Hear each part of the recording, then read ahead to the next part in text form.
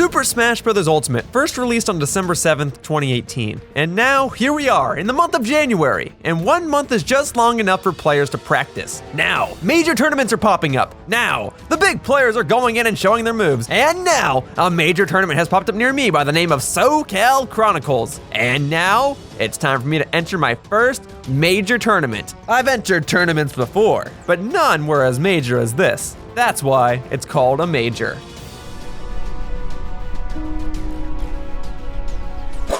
Let's do it.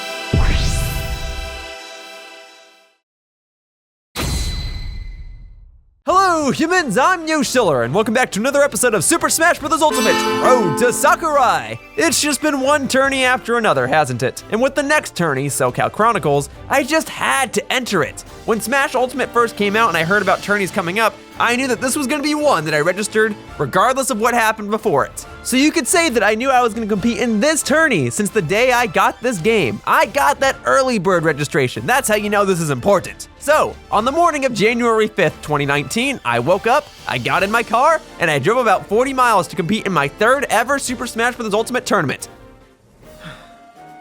It is 10:46 a.m. right now. I'm about to embark on a 45-minute drive so I can compete in my third ever Super Smash Bros. Ultimate tournament. But this is called SoCal Chronicles. This is the first big one to have super big players all coming together to compete, at least from the ones that I've registered for so far. So this is where things are truly gonna shine, because after this tournament, it's no more Wild West, it's no more figuring stuff out. This is where things really get determined. It's unlikely that I'll win the whole tournament. It's unlikely that I'll even rank in the top 8. If I can at least win more matches than I lose, then that to me is a victory. I got my hat. I got my controller. Whew. Let's do it.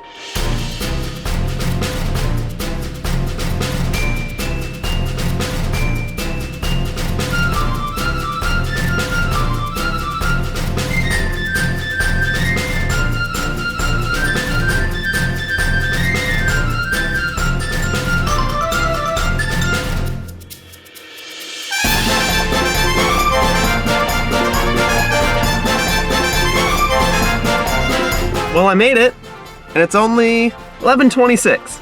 Not a bad drive, pretty straightforward. But once I go into that hotel, I have no idea what's gonna happen. So let's find out. In the previous events I attended, the most amount of players that competed was around 115. This event had at least 500 players. Plus, this event had several big, well-known players that were all ready to tear up the scene. But this video isn't about them. Sorry. This video is about SoCal Chronicles from my perspective, and I didn't really encounter any of the players that made it to the top. I mainly just walked around the venue for a bit until it was my turn to compete. The event was very busy, with about 60 or so setups for tournament play, not counting the stream setup they had on a stage. I was placed into Pool C1, so my first tournament match was scheduled to start at about 1 p.m. And while the tournament did fall a bit behind schedule, I did compete in my first tourney match at around 1 p.m. Lucky me. And so, let's go over my performance, starting with the first set of matches that I played. Once again, for the sake of this tournament, I decided to exclusively use Yoshi, as he's still the character with whom I have the most confidence. My first opponent was a player named Yoshi Freak. Much to my surprise, he did not use Yoshi. Instead, he used Mr. Game & Watch. And man, did he know how to use Mr. Game & Watch. I've played against Mr. Game & Watch in competitive one-on-one matches before, so I thought I'd be used to the matchup. But after playing against Yoshi Freak, I have a lot more to learn about how Mr. Game & Watch can be played. Alas, I was defeated in 2 games back-to-back. Thus, I was immediately knocked into the loser's bracket. On the positive side, because I lost so quickly, my match was the first match of the loser's bracket for my pool, so I didn't have to wait too long to play my next match. I was up against a player named Soirem. He initially used Yoshi, and let me say this, normally I traditionally love playing Ditto matches, but Yoshi Ditto matches in particular are not my favorite to play. I hardly know how to play as a Yoshi, let alone play against one, but fortunately for me, I was victorious in the first game. In the second game, Soirem switched to Peach. His turnips were certainly tricky to deal with, but I was able to score another victory, thus allowing me to move on to the next round. And that means that I didn't go 0-2 at this tournament. Yay! Now we're in Losers Round 2. My opponent was named Jolt, and he played as Lucina. I thought that I would understand the matchup a bit better, considering I'm used to playing against a fair share of Fire Emblem characters, especially Marth and Lucina. And while I had the upper hand for a fair share of the first game, Jolt made a comeback and won the match. We then played our second game, and he proved to be victorious once again. I guess that there's just some simple tactics that I don't quite yet know how to avoid. Oh well, that's what I'm gonna practice for. And with that, I was already eliminated from the tournament. I won a total of 2 games and lost 4 games. That means that out of 512 registered players, I ranked at 257th place. Oof, right at the halfway mark.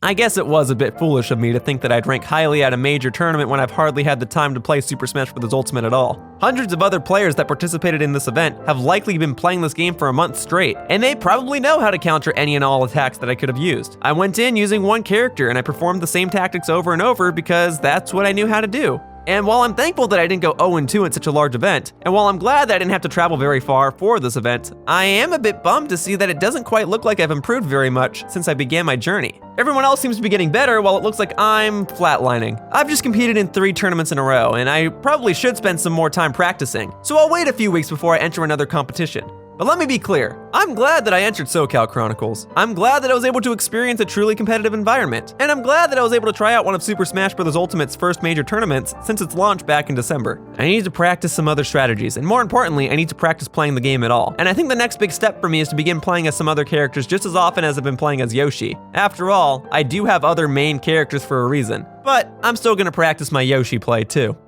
Well, not my best tournament results. I went 1-2. Made it to Losers Round 2, which I guess is better than half the people in the tourney, so that's a way to spin it. But otherwise, I'm gonna practice, and I think the next big step for me is to start using a character besides just Yoshi. I have other mains, so I'm gonna make videos about that next. For now, I'm gonna go home. I got this cool SoCal Chronicles badge, so I have that. I still have my integrity, I think. I'll find out. Otherwise, I will see you all next time on another episode of Road to Sakurai. Whoosh.